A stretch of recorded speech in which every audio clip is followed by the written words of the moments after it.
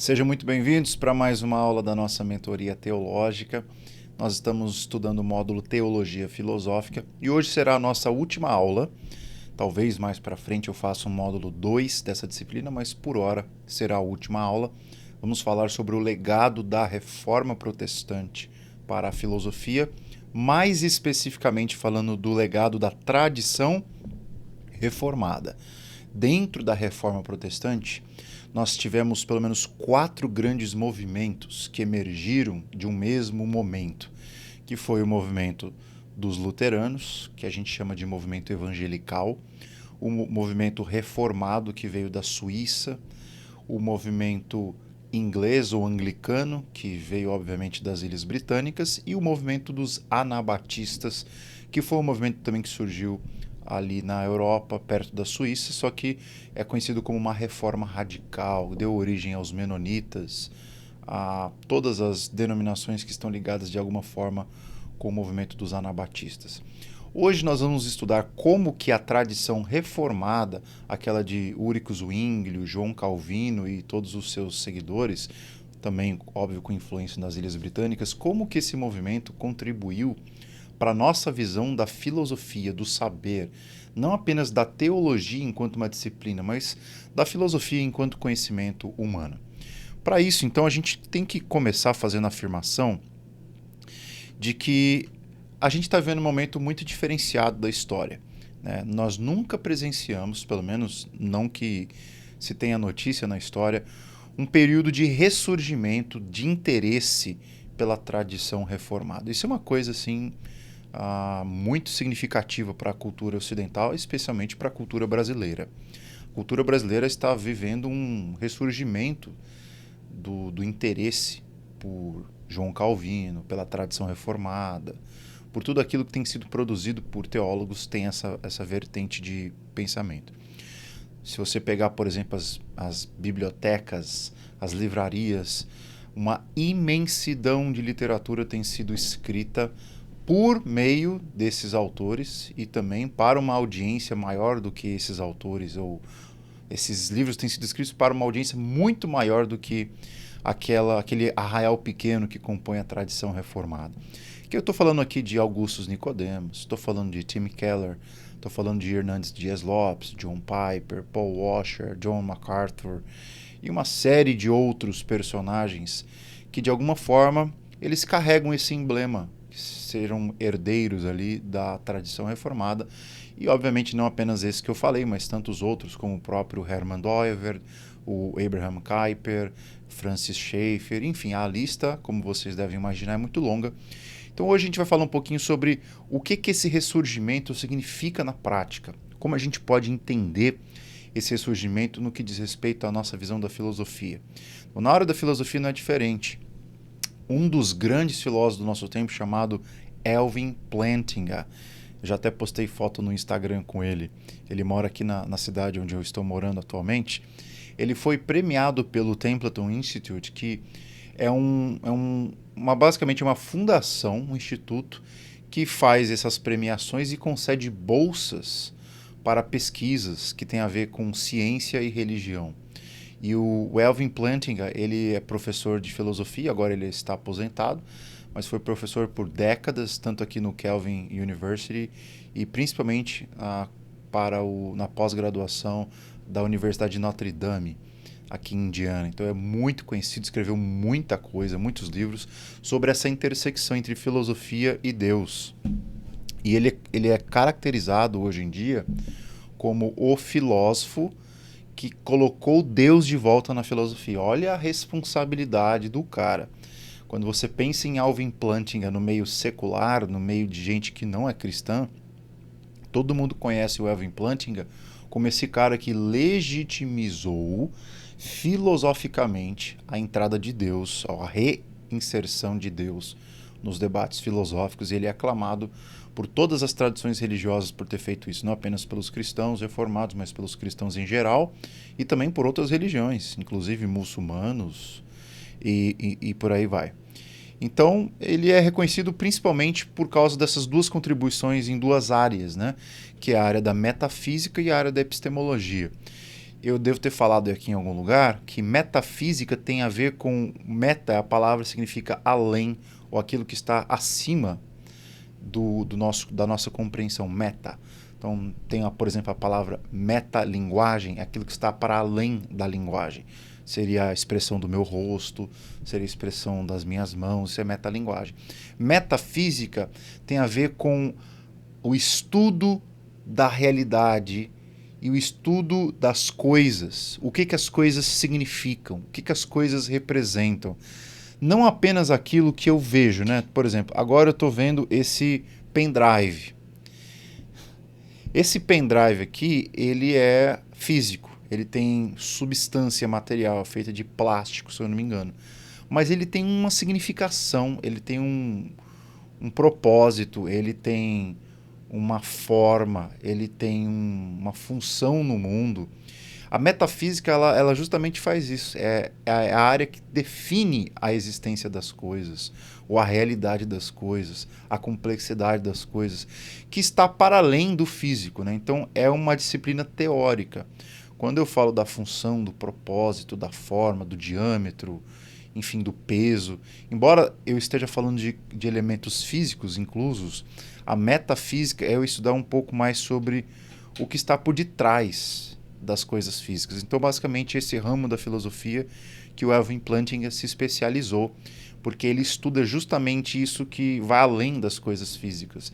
E, obviamente, Deus é justamente uma questão metafísica, porque Deus eu não posso tocar, Deus eu não posso medir, Deus eu não posso ver o volume, Deus eu não posso ver o tamanho, o diâmetro. Deus é uma coisa que passa, ou ela ultrapassa a dimensão física.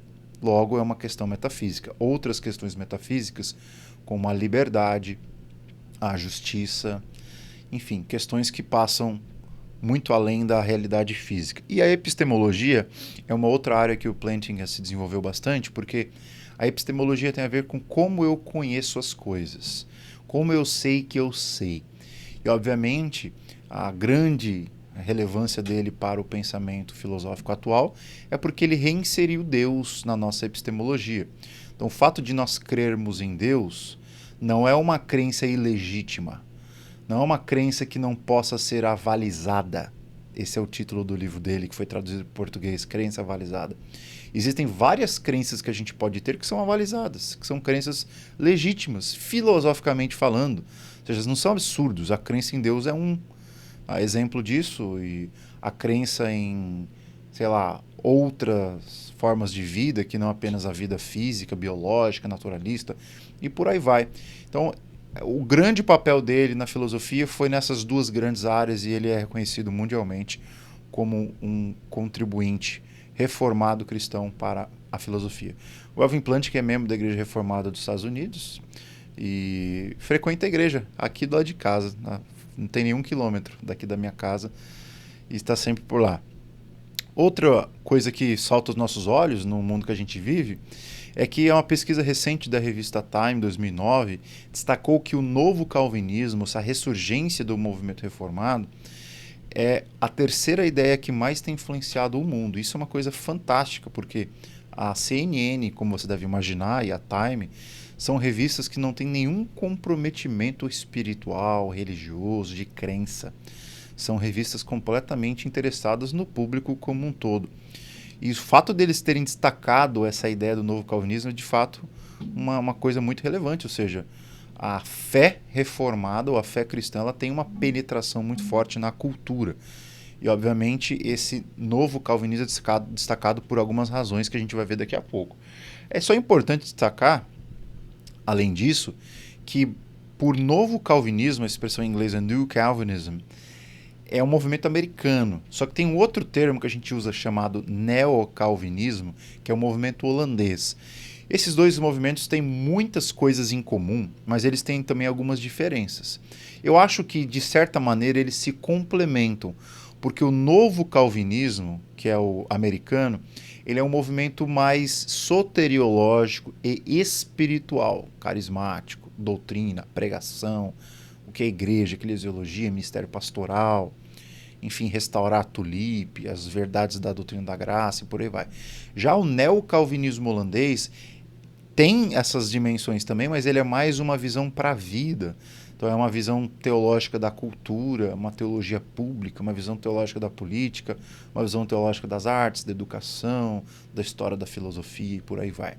Então esses dois movimentos eles não são opostos, mas eles são distintos. E é bom a gente saber do que a gente está falando quando a gente cita novo calvinismo e neocalvinismo.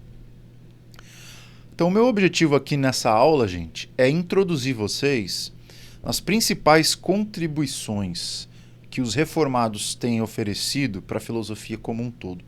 E, obviamente, quando eu estou falando dos reformados, é bom você saber de uma coisa, que a teologia reformada, ou a fé reformada, ou os pensadores reformados, eles não representam uma uniformidade de pensamento. O que isso quer dizer?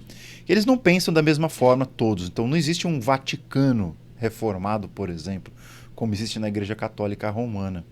Então, não há consenso em muitas áreas do pensamento cristão dentro da tradição reformada. Tem vários reformados, tem várias igrejas reformadas. Se eu pudesse mencionar só alguns aqui para vocês, você tem a tradição clássica europeia que vem da Suíça, Alemanha, Holanda, Hungria, França.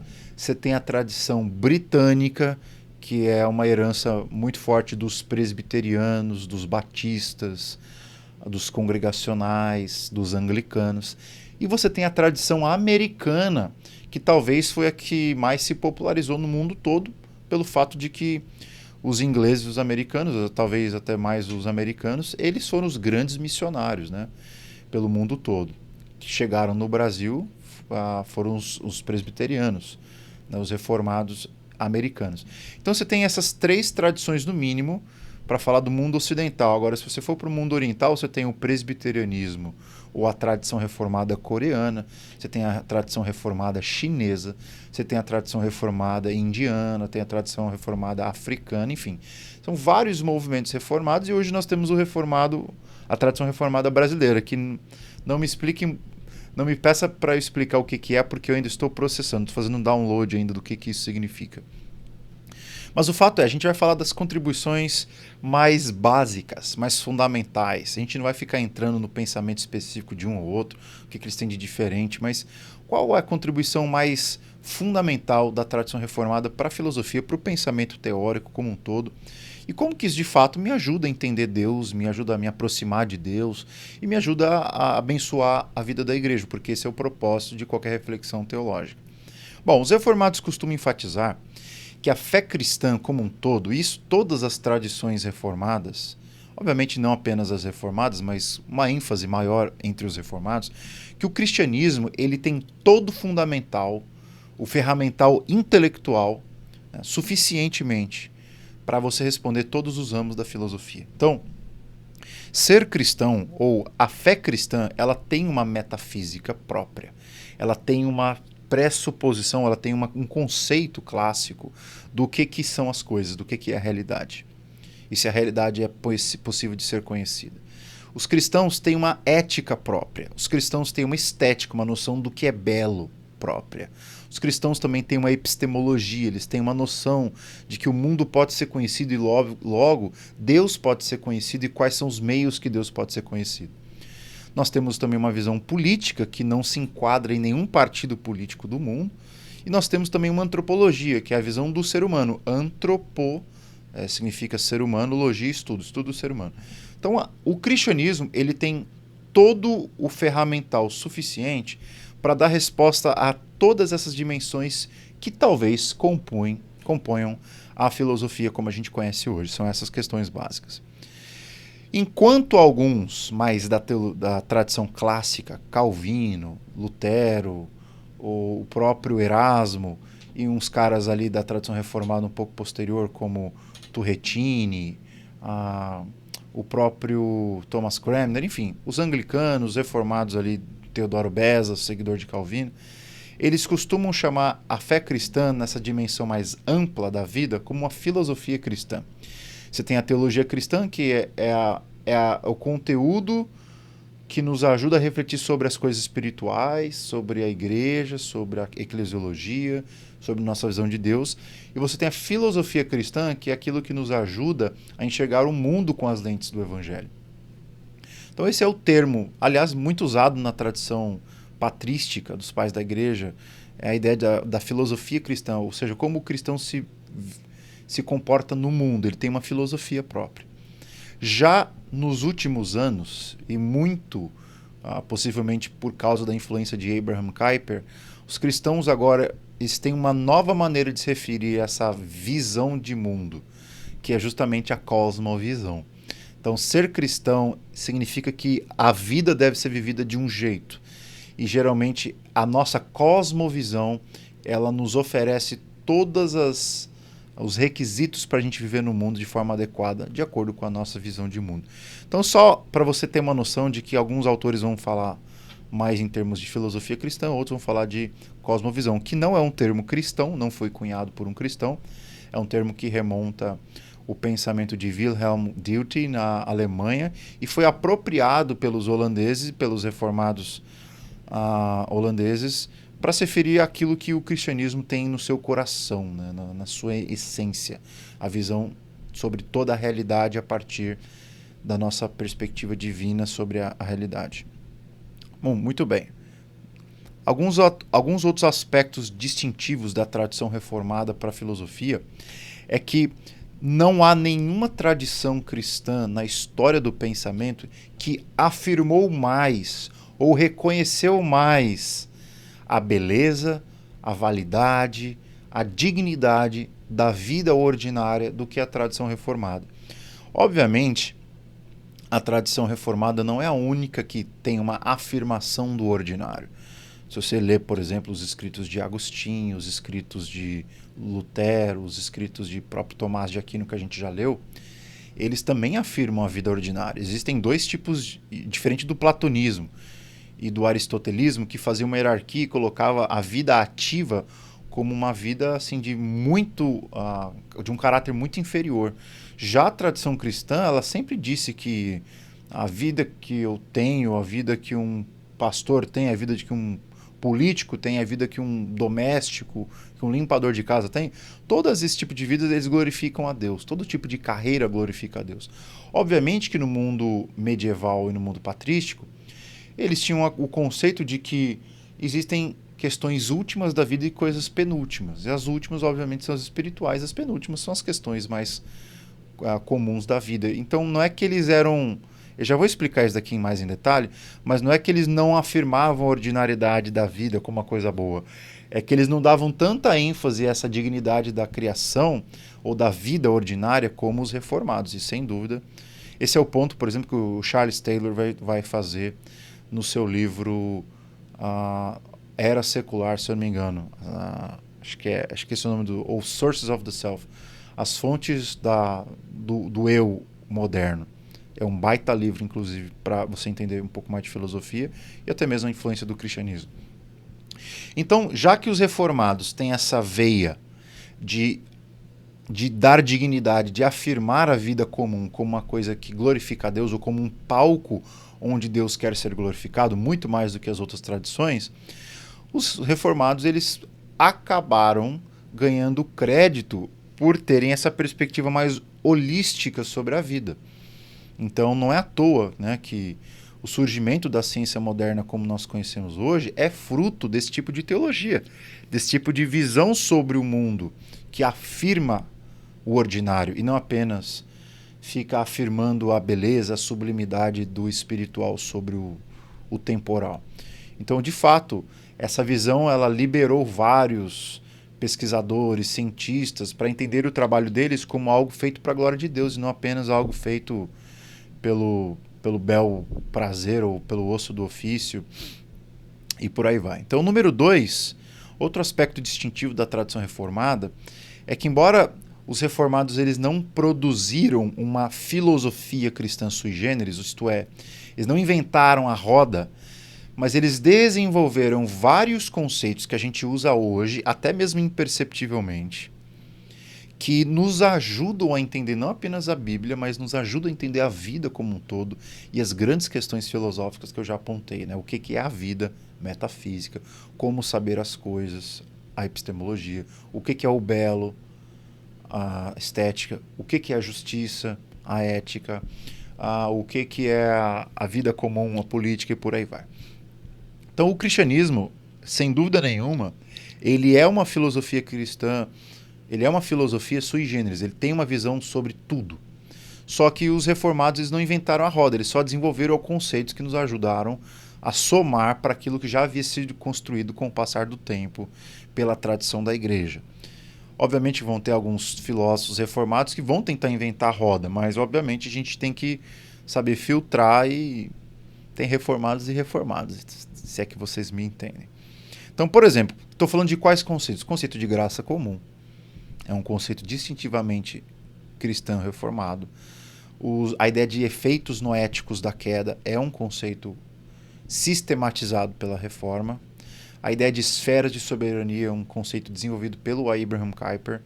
O pressuposicionalismo, que é uma postura de muitos cristãos reformados, é também uma contribuição reformada. A ideia de encapses do Doiverd, de que o mundo, as realidades desse mundo, elas estão encapsuladas, elas têm as suas próprias esferas de soberania, o seu funcionamento próprio e por aí vai. A ideia de capital emprestado do Vantin, enfim, tem vários conceitos filosóficos ultra sofisticados que têm sido criados pelo movimento reformado nas suas diversas matizes, que têm contribuído demais para a filosofia. Então vamos falar de algumas coisas aí na ordem. Então, vamos falar primeiro dessa abrangência, do que significa essa abrangência do pensamento cristão e como isso contribuiu para a filosofia de uma forma geral. De acordo com o Kuyper, o calvinismo é a tradição cristã que possui a visão mais ampla da realidade segundo as Escrituras. Ela se diferencia das demais visões porque não se refere apenas à dimensão espiritual religiosa, mas interpreta teologicamente todos os aspectos da vida humana: Deus, humanidade, história, ciência, arte, conhecimento, educação, política, cultura, trabalho e futuro. Isso ele diz lá no livro Calvinismo, que foram as palestras que ele deu em Princeton, quando foi convidado lá para dar algumas palestras que tinham o nome de, acho que era Stone Lectures. Outro intérprete da tradição cristã, mais contemporâneo, que é o Albert Walters, ele diz que, fora da tradição reformada, o cristianismo é predominantemente dualista, restringindo-se à dimensão sacrossanta da realidade e rejeitando as demais áreas como profanas, ao passo que o calvinismo se distingue por ser uma perspectiva mais integral da realidade. E aqui, minha opinião, Jean Francesco, eu acho que essa citação é uma citação um pouco arrogante, porque ela desconhece um pouco da tradição e precisa ser revisada. E alguns caras já têm feito isso. Tem um artigo muito bom do Michael Allen, Aquinas Among the Protestants, e eu vou deixar esse livro para vocês de graça lá no Telegram da nossa mentoria, que é um livro para você que quiser se aprofundar nessa discussão. Então, onde o Walters fala isso é a criação restaurada da cultura cristã. Qual que é o ponto aqui? É muito simples eu dizer a todo mundo que veio antes da tradição reformada, de alguma forma é dualista. Porque é muito fácil você dizer que todo mundo é dualista. O difícil é reconhecer que existem dualismos equivocados, mas de fato existem dualidades na vida, ou paradoxos na vida, que são bíblicos. E não tem como a gente abrir mão deles, e não tem como a gente fingir que eles não existem. E aqui eu coloquei alguns para você ter uma ideia do que eu estou falando, porque eu sempre falo basicamente dessas coisas em quase todas as aulas aqui da teologia filosófica. Então, vamos lá. Você tem o dualismo sagrado secular. O que é o dualismo sagrado secular? É a ideia de que existem coisas sagradas da vida. Então, por exemplo, o movimento sagrado secular da igreja evangélica. Muita gente na igreja evangélica, e obviamente católicos também, acreditam que o que há de espiritual na vida tem a ver com o culto, tem a ver com o domingo. Domingo é espiritual. Domingo eu abro mão das minhas tarefas seculares e eu me dedico a Deus. Então, domingo é o dia de Deus. E aí, de segunda a sábado, eu faço as minhas coisas. Segunda a sábado, Deus não tem nada a ver com o que eu faço. A Deus eu peço saúde, a Deus eu peço alegria, o resto é comigo. Não preciso da graça dele, não preciso da bondade dele. O resto é comigo. Ele me deu Tudo que eu preciso, eu vou atrás. Tem até uma música com essa frase aí que ficou famosa, mas é uma música meio tendenciosa para esse tipo de pensamento. De que Deus é aquele que nos ofereceu todas as coisas de uma vez por todas, e o que a gente precisa mesmo é cultuar ele de vez em quando no domingo, e de segunda a sábado a gente se vira. De fato, esse dualismo não é cristão. Eu até mudaria de nome, eu colocaria sagrado profano. É a ideia de que existem coisas sagradas na vida, é um território meio que intacto, meio assim uma bolha, e aí de segunda a sábado é um território que Deus ele não habita. Isso é um problema porque transforma Deus num ser que não intervém, num ser que não interage com a vida humana. Isso é errado, porque Deus na Bíblia é o Deus do pacto, o Deus da aliança, o Deus que interage, Deus que fala, Deus que se comunica. Então, Deus está em contato com a sua criação. Então é uma perspectiva até deísta, com D, que é a ideia de que Deus é um relojoeiro que deu corda no relógio e colocou leis no mundo e deixa o mundo rolando. Enquanto isso a gente vive a vida a partir das regras que Deus colocou no jogo. Não é essa a caricatura da Bíblia. A Bíblia tem uma caricatura um pouco diferente, aliás, muito diferente.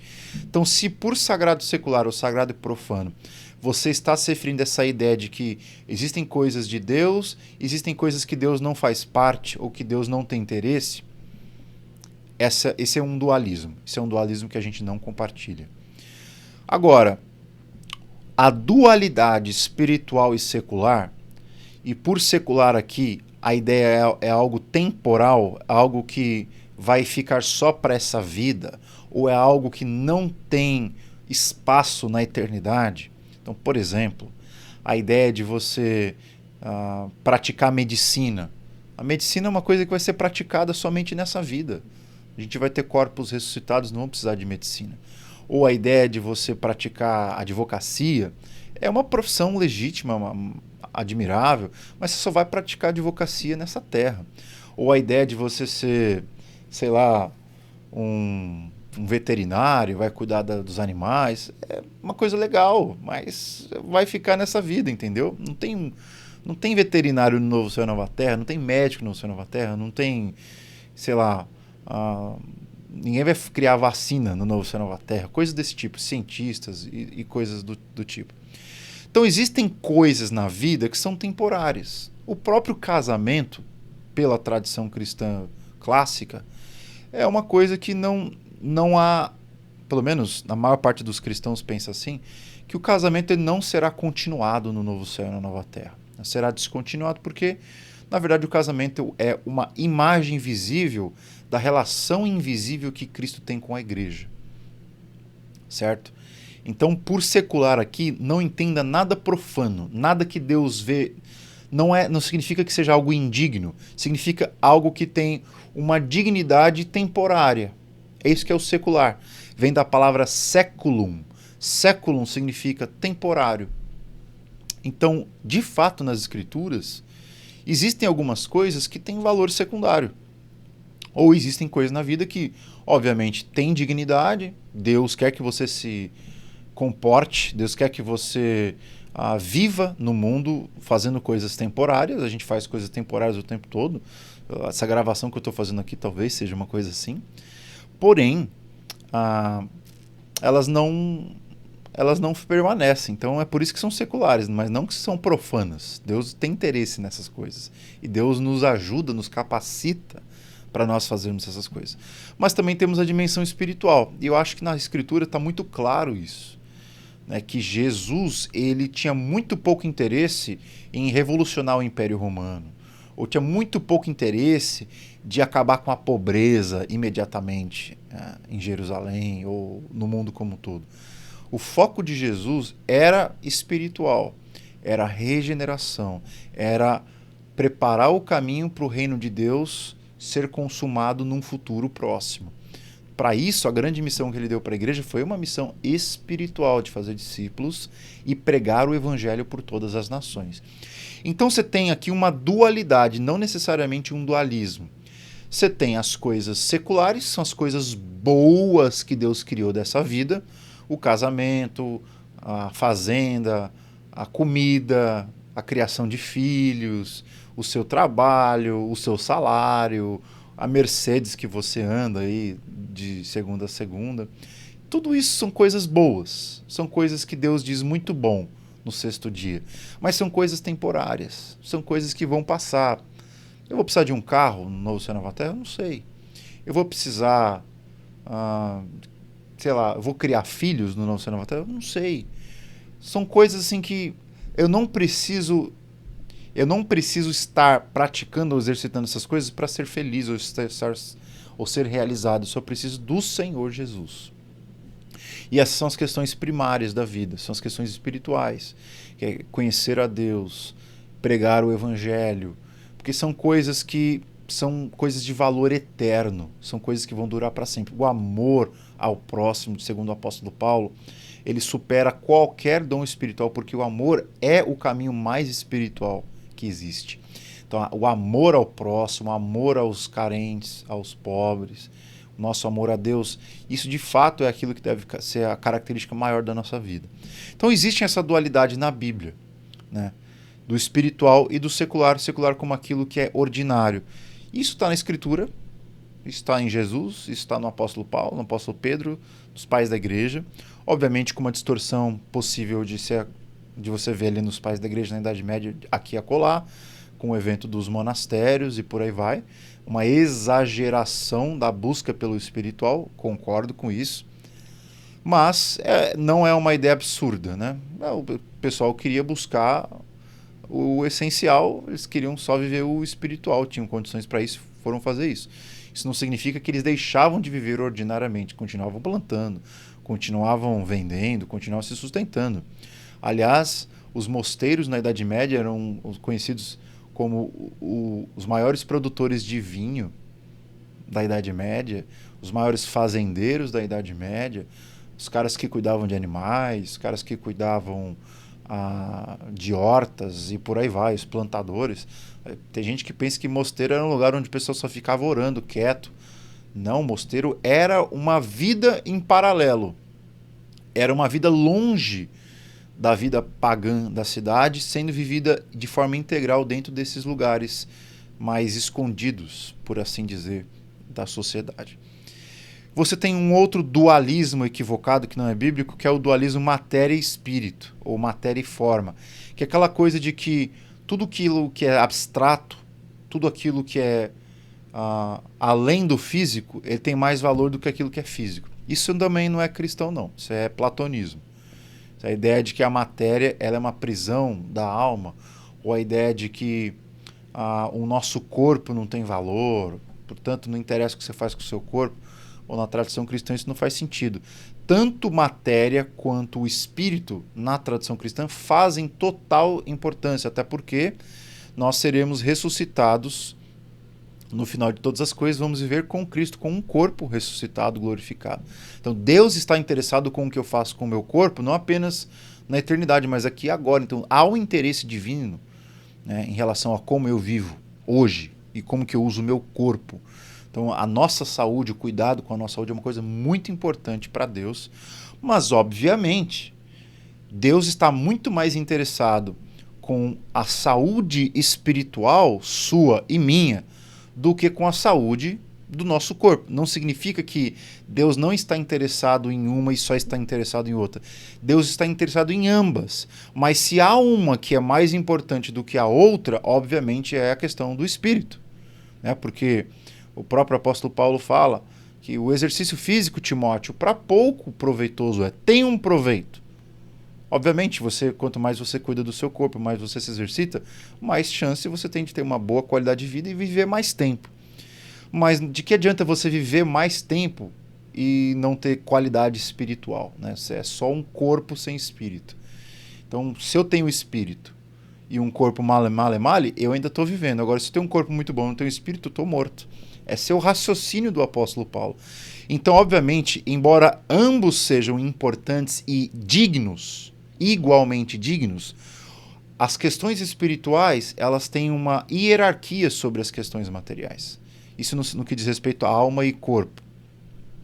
Mas, obviamente, o cristianismo é talvez uma das únicas tradições religiosas que afirma tanto a matéria quanto a forma. Então, nós valorizamos muito a estética, a beleza, as coisas, tocar. Tanto que o maior exemplo disso é que Deus se fez carne. Deus se fez carne. Nosso Senhor Jesus Cristo ressuscitou dos mortos com o corpo e ele está à direita do Pai com o mesmo corpo que ele ressuscitou. E ele é santo, santo, santo.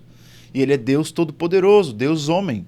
Então o fato dele ter um corpo não significa que ele é menos digno, de forma nenhuma. Jesus é igualmente Deus, igualmente homem, em corpo e alma. Logo, nós não podemos dizer que o corpo não é algo importante para Deus. Pelo contrário, Deus é glorificado em nós pela forma como nós usamos o nosso corpo. Mas, obviamente, tem essa hierarquia óbvia, né? Que o fato de Jesus assumir um corpo foi por causa da sua humilhação. Ele se tornar como um de nós, não foi ele adicionar uma coisa mais virtuosa do que ele já tinha. Não, dele já era perfeito. Ele adicionou uma natureza humana inferior à dele, que Deus não precisa. A natureza humana não é eterna. Então, ele adicionou uma natureza humana a si próprio, que é inferior à que ele tinha antes, mas mesmo assim continua sendo Deus e, obviamente, está dignificando a matéria como nunca antes, né? E talvez essa foi a grande doutrina que virou a chave de Santo Agostinho para ele abandonar um pouquinho a sua percepção mais platonista da vida e aí virou um cristão de fato integral, que foi a doutrina da encarnação de Cristo. E uma última dualidade que é perfeitamente cabível na tradição cristã é a dualidade entre o último e o penúltimo, que de fato resume tudo isso que eu estou falando para vocês. Se tivesse uma categoria que eu recomendaria para vocês memorizarem, é a categoria das coisas últimas e das penúltimas. O que é o último? Não é aquilo que tem a última importância. Não, o último é aquilo que é o mais prioritário. Ela é uma prioridade última da vida. É aquela que, assim, entre a vida e a morte, qual que você escolhe? É aquela. Então, entre fazer um exercício físico e orar, qual que é o último? É orar. Entre amar a sua esposa, os seus filhos e jogar tênis com os amigos, o que é o último? É amar a sua esposa e seus filhos. Entre você socorrer alguma pessoa que está à beira da morte e você atender um telefonema sobre negócios, qual que é o último e qual que é o penúltimo? O penúltimo é você atender a sua ligação, o último é você amar, porque o amor é o mandamento último, é a prioridade da nossa vida. E existem questões penúltimas que a gente deixa para depois, e a gente faz esse tipo de critério o tempo todo. Então, se você está assistindo essa aula agora, porque de alguma maneira você colocou isso como um critério último, ou se você está demorando para assistir essa aula, talvez é porque a mentoria, o estudo teológico é uma questão penúltima da sua vida. E não tem problema nenhum em ser assim. Você tem que administrar esses critérios, certo? Eu só quero mostrar para vocês que essa dualidade, eu não chamo de dualismo, eu chamo de dualidade porque não é uma coisa que se contradiz. Dualidades são simplesmente duas faces da mesma moeda. E a ideia de último e de penúltimo são ideias plenamente bíblicas, que tem a ver com toda a nossa vida. A gente faz isso o tempo todo, a gente só precisa colocar nome no negócio e dizer que de fato é um conceito cristão, que está na escritura, está na tradição cristã. O próprio Jesus falou isso o tempo todo, né? Ele falou que não se preocupem demais com aqueles que matam o corpo, por exemplo. Se preocupem com aquele que pode mandar a alma para o inferno. Ou seja, não se preocupa com aquele que vai te machucar, aquele que vai te causar uma ferida. Se preocupa com aquele que pode te fazer ficar preso eternamente no inferno por toda a sua vida, por isso que é eternamente. Então, Jesus falava muito dessa dualidade, o apóstolo Paulo, Pedro, qualquer um dos teólogos cristãos tem essa dualidade muito clara nos seus escritos. Então, quando a gente fala da abrangência da fé cristã, a gente também está levando em conta essas distinções menores. Uma outra coisa importante do pensamento ou do legado da reforma para o pensamento filosófico é a ideia da soberania de Deus. Como assim?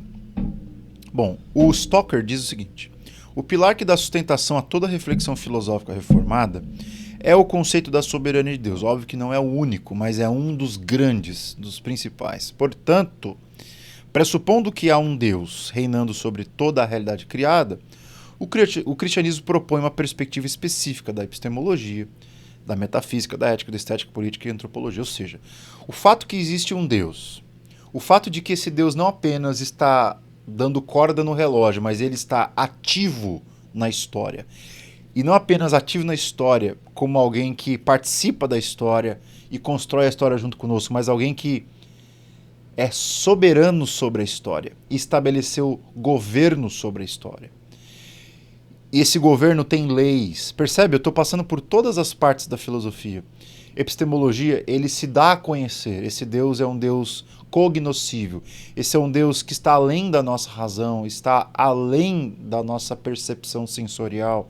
É um Deus que tem leis, ética. É um Deus que se diz belo, um Deus que admira o belo, é um Deus que estabelece governo e é um Deus que cria o ser humano à sua imagem e semelhança. Então perceba, toda a visão cristã filosófica da realidade parte do pressuposto da existência de Deus e de um Deus soberano, de um Deus que age no mundo. Isso é muito importante, isso é uma contribuição muito específica da tradição reformada para a filosofia. Algumas contribuições históricas, aquelas que a gente pode dar nome aos bois, né? Que a gente falou de alguns exemplos mais gerais. Então, por exemplo, o Roicas, que é um filósofo da religião, ele diz o seguinte nesse livro que foi traduzido em português, Religião e o Desenvolvimento da Ciência Moderna.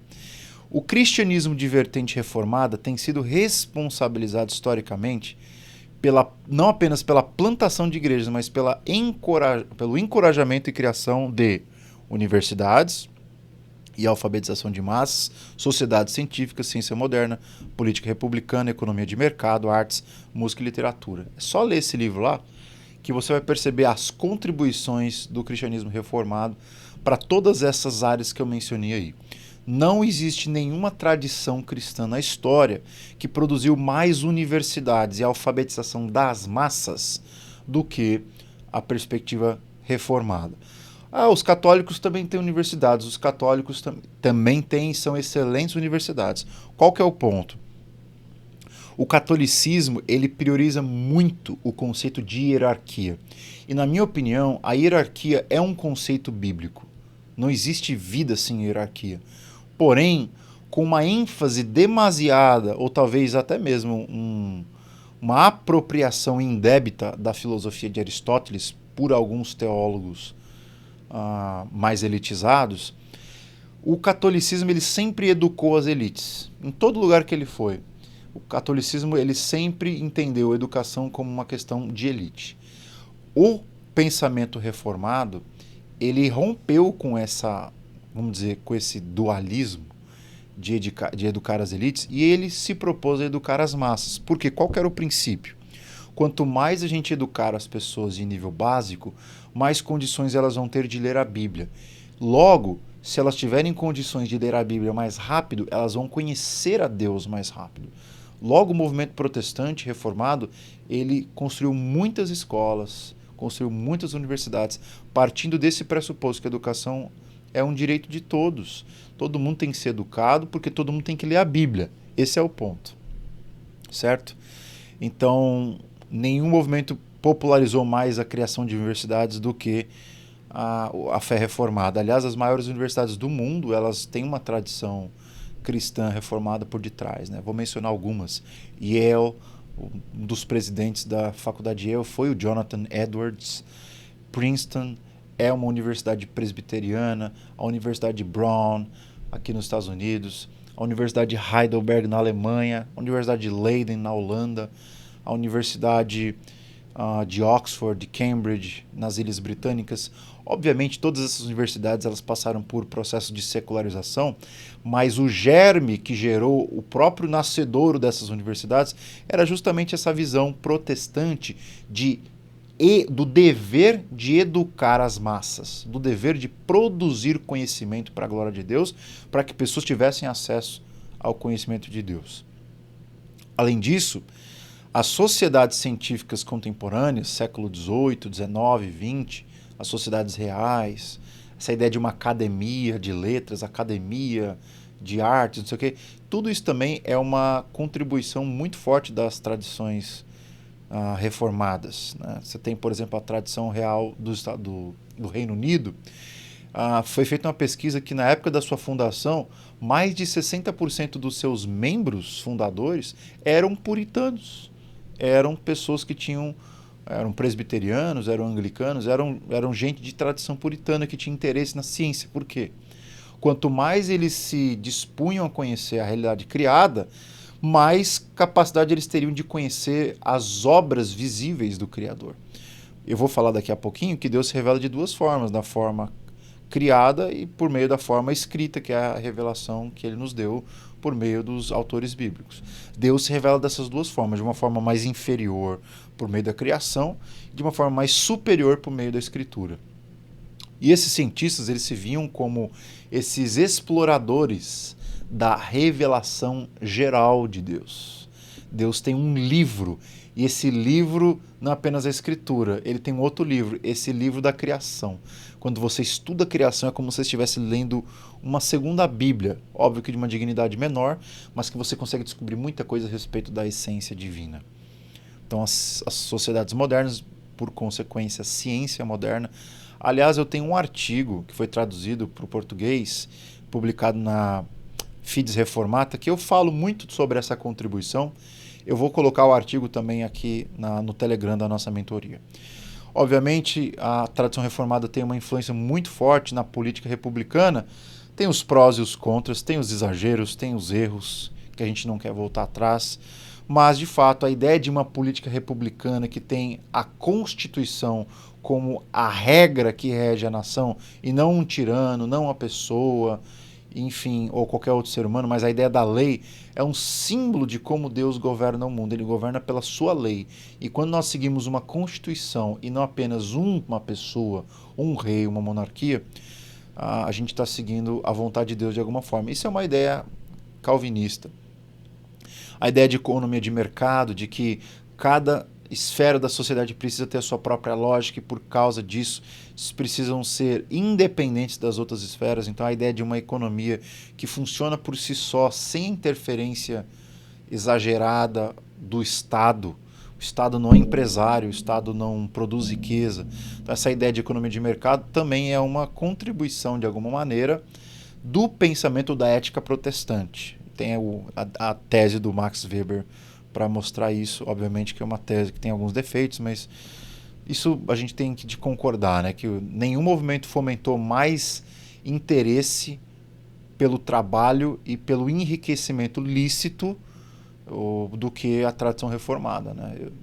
Eu deixei uma palestra para vocês aqui também sobre fundamentos teológicos da nossa vida financeira, e eu falo isso, que na tradição reformada a ideia de trabalho, de economia e a ideia de frugalidade são três conceitos que são chaves para o enriquecimento, e é por causa disso que as nações protestantes elas são muito mais ricas do que as nações de tradição católica ou mesmo de tradições de religiões diversas, porque tem essa ênfase no trabalho como um mandato divino, afirmação da vida ordinária. O trabalho é um mandato divino, então pelo fato de eu estar trabalhando, eu estou obedecendo a Deus. Deus tem tudo a ver com o que eu faço de segunda a sábado.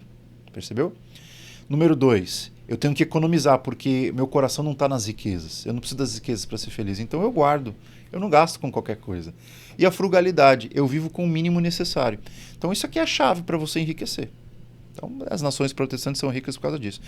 E obviamente a tradição reformada também tem uma contribuição para a arte, para a música, para a literatura. Eu diria especialmente para a literatura e a arte, né? Música eu não vou dizer tanto, porque nossa tradição não produziu grandes músicos, pelo menos não em quantidade, mas muitos livros, muita coisa acadêmica, muita criação de muita universidade, de muitos profissionais, de muitos filósofos, cientistas, e muita arte também, né? Principalmente a tradição do barroco holandês formou gerações de artistas cristãos, como o Rembrandt, por exemplo.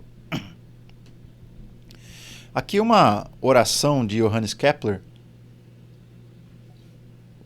que foi um astrônomo alemão. Ele era luterano, mas a visão dele sobre a realidade ordinária era muito reformada. Ele diz o seguinte: eu te agradeço, Criador e Deus, por ter me dado esta alegria na tua criação e regozijo nas obras de tuas mãos. Eis que agora completei a obra a qual fui chamado. Nela eu empreguei todos os talentos que emprestaste ao meu espírito. Revelei a majestade das tuas obras a todos quantos leem meus escritos, naquilo que meu estreito entendimento possa compreender de suas infinitas riquezas. Sabe quando ele disse essa oração? Quando ele tinha acabado de descobrir uma das leis, eu não lembro direito a lei qual que era especificamente agora, mas acho que era a lei do movimento da Terra. Ele descobriu que a Terra ela gira em torno de si mesma, movimento de rotação da Terra. E não apenas o movimento de rotação da Terra, mas como a Terra ela se relaciona em relação aos demais planetas. Quando ele descobriu essas leis, ele decidiu fazer uma oração, porque na verdade o trabalho dele, ele se via como um trabalho totalmente divino, que era um mandato, ele foi chamado para fazer isso. Percebe o tipo da linguagem que ele usa aqui. Então é uma contribuição muito significativa para a tradição cristã reformada, a ideia de que o trabalho e aquilo que eu faço de segunda a sábado glorifica a Deus. Bom, falando sobre pressupostos filosóficos para a gente concluir. Existem fundamentos filosóficos no cristianismo. E esses princípios que eu vou falar para vocês agora são os princípios que vão nos ajudar a colocar conteúdo, carne, no esqueleto. O esqueleto da filosofia é epistemologia, metafísica, ética, estética, política e antropologia. Tem mais coisas, mas esse é o esqueleto básico. Como eu sei que eu sei as coisas, o que são as coisas por detrás das coisas, como viver, o que é o belo, como conviver e o que é o ser humano, o que é a justiça e por aí vai. Então, quais são esses elementos? Eu coloquei aqui 7, que são essenciais para uma visão de mundo reformada e que tem pressupostos filosóficos claros. A ideia de revelação geral especial, a ideia de Calvino de sensus divinitatis, o conceito de efeitos noéticos da queda, o conceito de graça comum, o conceito de providência divina, o conceito do restauracionismo bíblico e o conceito de sacerdócio universal de todos os crentes. Eu vou passar bem rápido aqui em cada um desses assuntos, até porque daria cada um deles uma aula. Cada um deles daria uma aula completinha aqui para vocês. Quando nós falamos de revelação geral e especial, nós estamos dizendo o quê? Não apenas que Deus ele se revela na Escritura, mas que ele se revela na criação. Só que isso, gente, se você parar para pensar, isso não são apenas maneiras como nós conhecemos a Deus. Isso é uma chave epistemológica para o conhecimento de qualquer coisa. Para o conhecimento de qualquer coisa. Então, por exemplo, se eu descubro o funcionamento de uma larva e como ela se transforma em um casulo e como o casulo se transforma numa borboleta, só de eu cavocar esse processo, como que ele funciona, de certa maneira eu já estou partindo do pressuposto que as coisas podem ser conhecidas. Então eu tenho uma epistemologia realista. O que é uma epistemologia realista? Que quando você entra em contato com as coisas, por exemplo, eu estou em contato com o copo, você faz algumas pressuposições que esse copo pode ser conhecido, de que esse copo ele tem uma forma, que esse copo tem uma densidade, que esse copo tem uma função, que esse copo, ele, enfim, ele tem uma constituição, que esse copo ele tem as suas limitações, ele pode ser quebrado, ele tem as suas fragilidades e por aí vai. Na medida que eu parto do pressuposto que o mundo pode ser conhecido e que Deus me deu o mundo para ser conhecido, isso é uma chave epistemológica muito, muito feroz. Assim,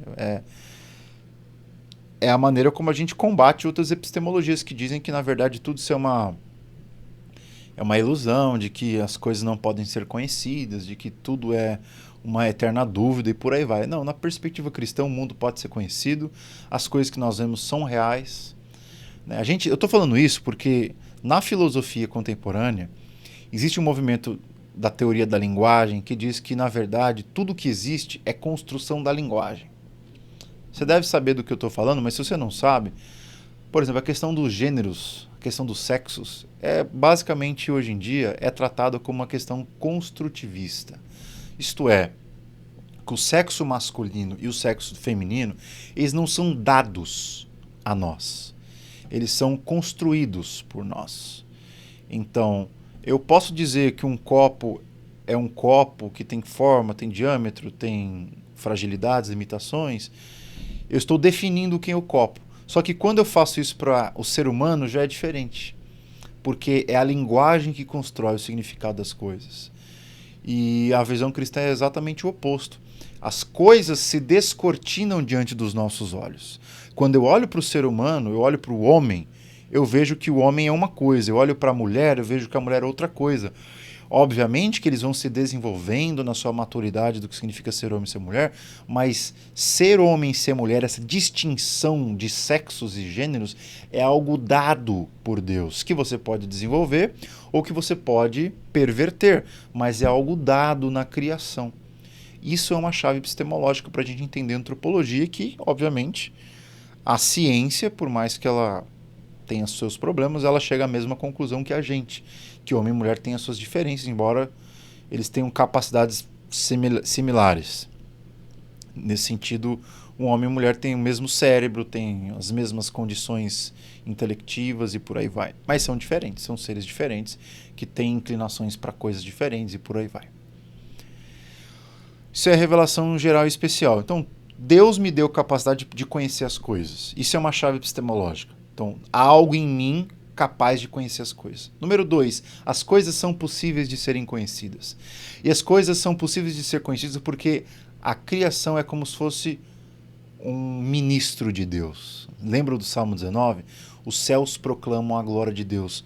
A criação é como se fosse um teatro aberto que está proclamando um monte de coisas para nós. E é por isso que o Kepler, quando ele descobriu essa teoria da rotação da Terra, ele glorificou a Deus, porque quando ele descobriu essa lei, ele viu a majestade de Deus revelando como Deus ele mantém a Terra girando sem a gente ver, sem a gente conseguir perceber isso.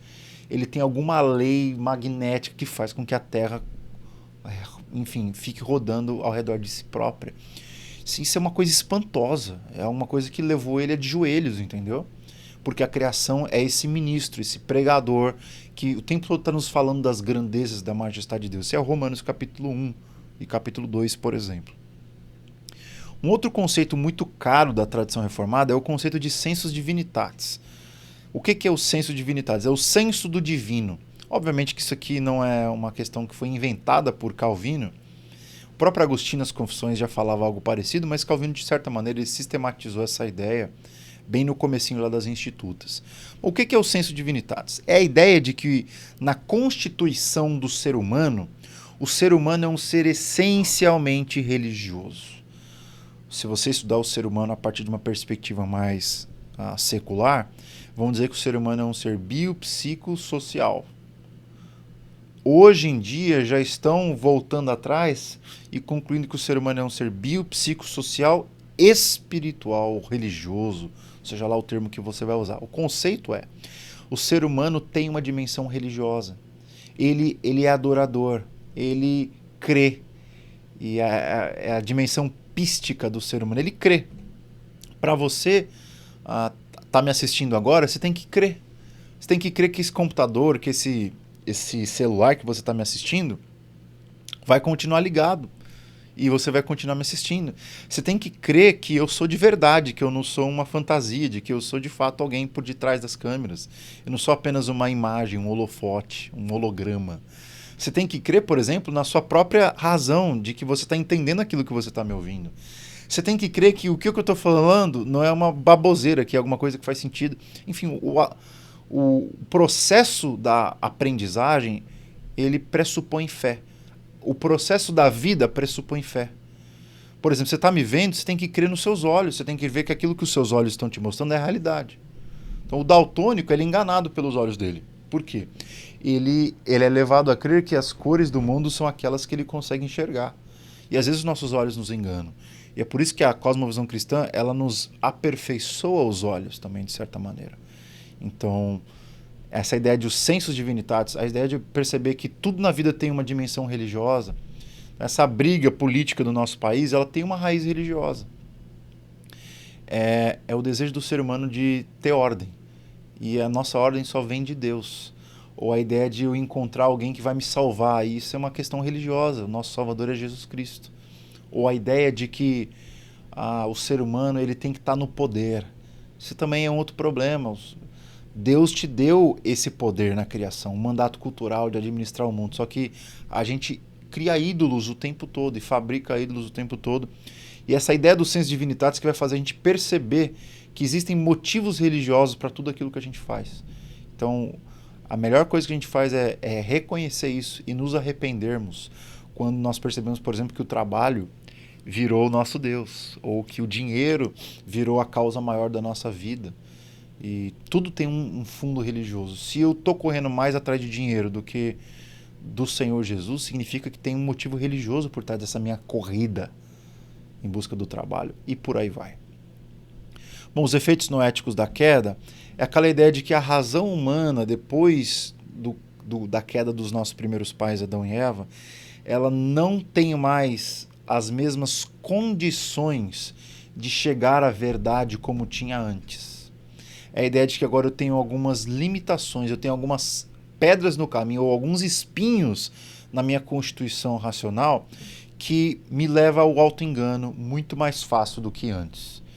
Então essa ideia de que a razão ela não é autônoma, eu não consigo pensar com a minha cabeça, tirando da minha vista os aspectos religiosos, que é justamente isso que acontece no pensamento ocidental muitas vezes, né?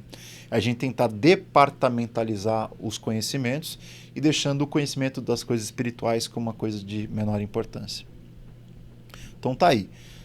Eu falei bastante desse negócio de efeitos noéticos da queda na aula de Tomás de Aquino, espero que você tenha entendido, né?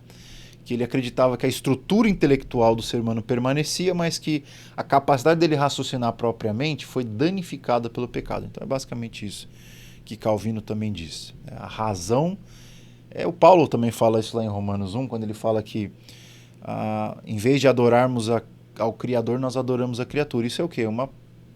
É uma desvirtuação do nosso processo racional. A gente vê a criação, a gente vê o pregador celestial manifestando a sua glória através das nuvens, do sol, das estrelas, das águas, das montanhas, enfim, do clima. A gente vê isso, mas ao invés de glorificar a Deus que está por detrás disso, a gente adora a criatura.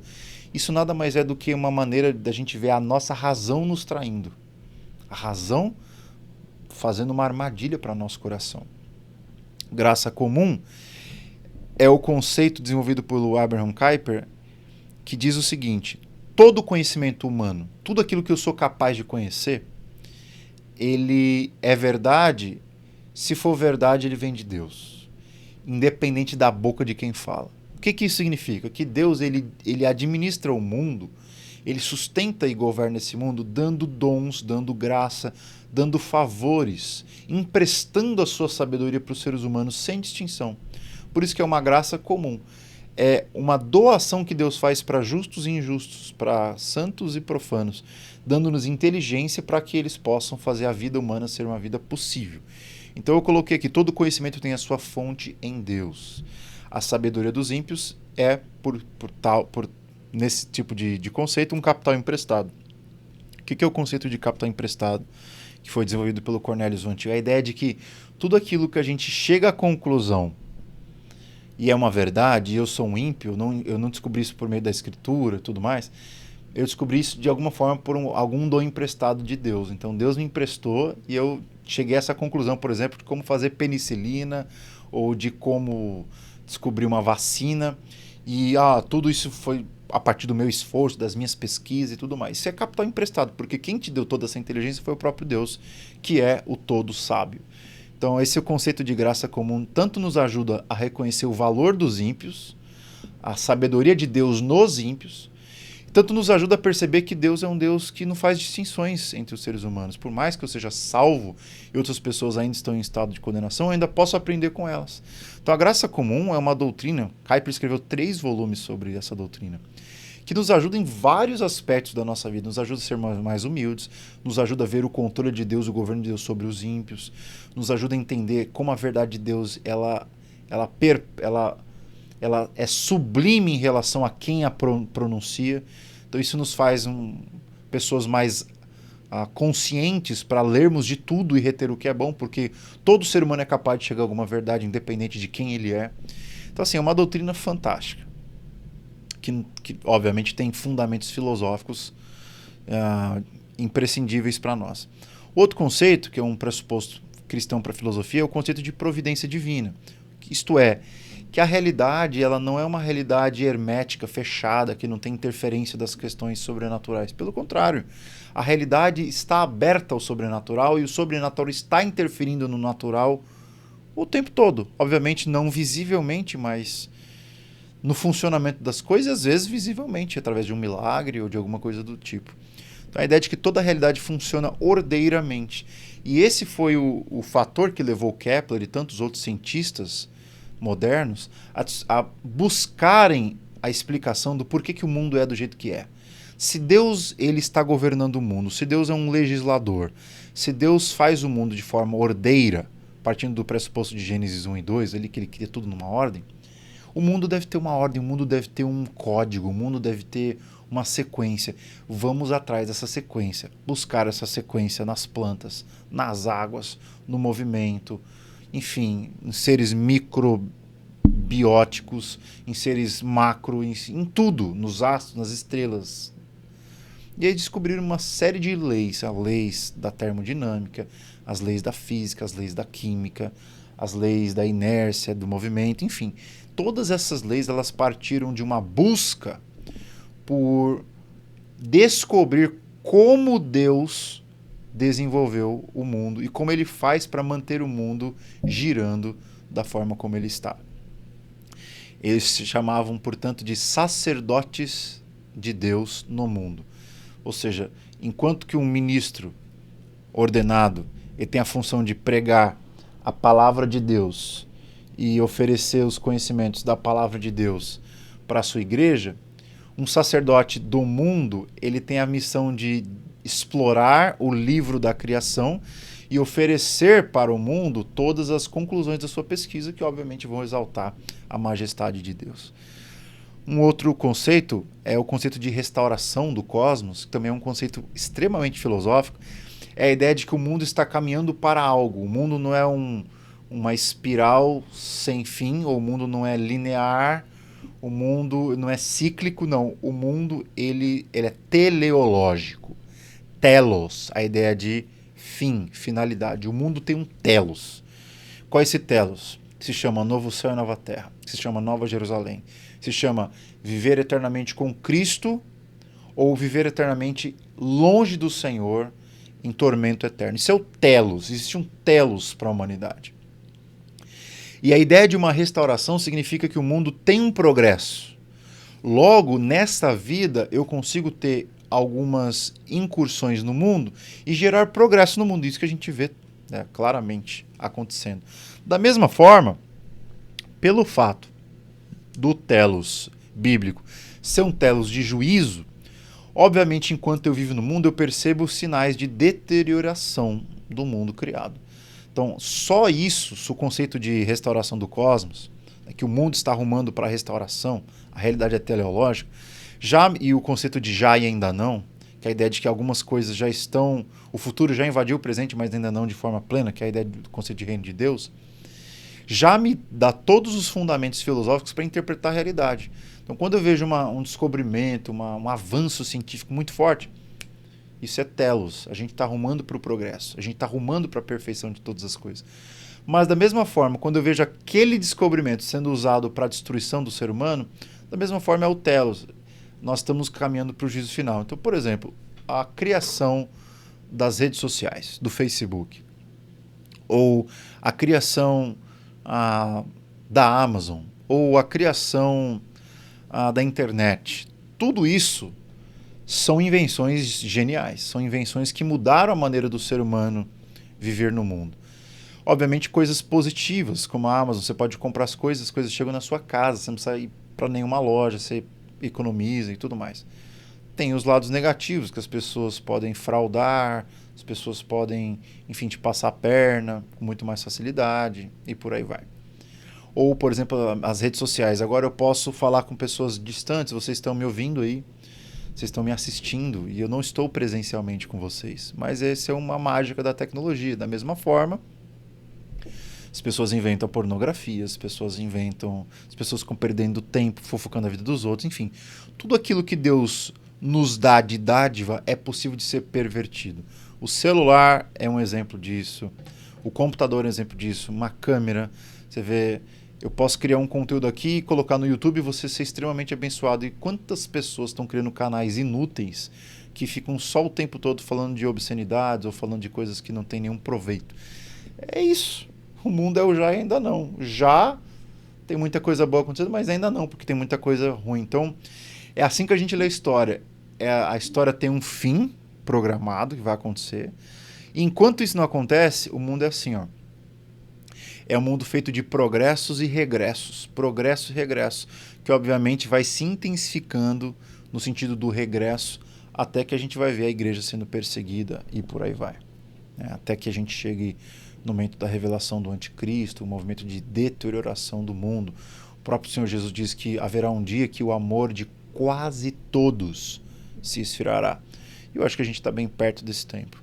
E por fim, já mencionei aqui, mas vou reenfatizar, o conceito de sacerdócio de todos os crentes. A ideia de que todo cristão tem vocações, no mínimo duas. A primeira vocação, óbvia, que é a vocação que as escrituras falam o tempo todo, né? Que Deus nos chamou para sermos seu povo e tudo mais, o chamado eficaz do Espírito Santo, que é esse chamado para conversão, chamado para a vida com Deus. Mas esse é o chamado que os reformados chamam de chamado especial. E tem o chamado geral. O que é o chamado geral? O chamado geral é a minha vocação no mundo. Professor, médico, veterinário, advogado, juiz, carpinteiro, seja lá o que for. Todo mundo tem chamados específicos e chamados gerais. O chamado específico é o chamado espiritual. O chamado geral é o meu chamado no mundo. E, obviamente, existe um critério de hierarquia entre esses dois chamados. O meu chamado principal é o chamado cristão. E o que eu faço no mundo precisa ser orientado pelo meu chamado espiritual. E aqui eu estou usando um conceito do William Perkins, que eu também coloquei lá no meu artigo da Fides Reformata, que eu vou disponibilizar para vocês, que é o conceito de que a minha maneira de ver no mundo, que é o meu chamado geral, seja lá, eu sou um cientista, eu sou um biólogo, eu sou um pai, eu sou eu sou um girador de parafuso, eu sou um vaqueiro, eu sou um fazendeiro, não interessa o que você faz. Todos os nossos chamados gerais, as nossas vocações no mundo, elas devem ser controladas pelo nosso chamado específico, que é o chamado de ser cristão. Porque ser cristão implica em mudar a maneira de eu ver as coisas, todas. Desde fazer matemática até tirar leite de vaca. Tudo tem um jeito cristão de você fazer no mundo. No caso da leite da vaca, é entender que a vaca ela não é uma máquina, a vaca é um animal. Então existe um limite para eu tirar leite dessa vaca. E a própria criação, ela já me estabelece esses limites. Só que às vezes esses limites não podem estar muito claros. E é a revelação divina que vai me ajudar a entender isso. Os animais também têm a sua dignidade e eu preciso tratá-los com dignidade. E por aí vai. E a conversa é longa. Eu indico o livro do Dr. Herbert Campos sobre cosmovisão, sobre esse assunto. Muito bem, gente. Então falei sobre os critérios principais e aí considerações finais para a gente concluir nossa aula. A fé reformada, graças a Deus, vive um tempo áureo de produção acadêmica, de produção teológica, em todas as áreas aí do conhecimento. Nós não podemos deixar esse movimento de reavivamento ser esfriado, todas as áreas da vida, mas nós precisamos rever algumas das nossas inconsistências. Nosso movimento é um movimento recente, século XVI, e obviamente o movimento reformacional holandês, tanto o movimento americano, o movimento inglês, o movimento brasileiro, tem seus problemas, tem as suas fragilidades, tem as suas incoerências. A gente tem que estar alerta a isso, porque a gente não é perfeito. A gente tem que estar alerta de que nós não somos a única versão cristã oficial. Deus, ele é Deus, ele se revela para quem ele quiser, não apenas para aqueles que estão no nosso mundinho pequeno. E nós não podemos apenas nos contentar em cuidar de fazer uma boa teologia. Não, a nossa teologia, tanto as escrituras, quanto a razão que Deus nos deu, nossa capacidade de conhecer a realidade, nos dão todas as condições necessárias para nós conhecermos as coisas, para nós vivermos as coisas, vivermos de forma boa, agradável a Deus, da mesma forma inteligente no mundo. E para isso, a gente precisa retornar para as universidades, ensinar para o mundo que é possível a gente ser profissional, é possível ser um bom professor, é impossível ter qualidade de conteúdo e tudo mais, que é altamente influenciado pela nossa tradição cristã. Ou seja, o cristianismo não é algo que influencia a maneira apenas como eu adoro, mas o cristianismo é algo que influencia tudo o que eu faço, desde a maneira como eu me alimento à mesa com a minha família, até a maneira como eu tiro leite da vaca, a maneira que eu cuido da terra, que é de Deus, não é minha. Então tem, nesse princípio de sacerdócio universal, tem outro princípio que eu poderia colocar também, que é a ideia de mordomia. O princípio da mordomia entre os reformados é muito, muito distinto, muito específico. A ideia é que Deus te colocou no mundo como mordomo. Nada é seu. Você é simplesmente alguém que Deus colocou o mundo nas mãos e administra em meu nome. Isso tem um peso fortíssimo para nós. Enfim, não tem como eu elaborar muito mais. Obviamente, a gente precisa retornar então para as universidades, para o mercado de trabalho, os laboratórios, estudos de arte, cenário político, para continuar esse legado cristão de sermos testemunhas fiéis do Senhor em todas as áreas da vida. Está aqui algumas indicações de nomes, se você quiser pesquisar mais sobre essas diversas áreas. E aqui é uma bibliografia que eu usei para preparar essa aula, tá bom? Que Deus abençoe vocês. Eu vejo vocês numa próxima aula. Tchau!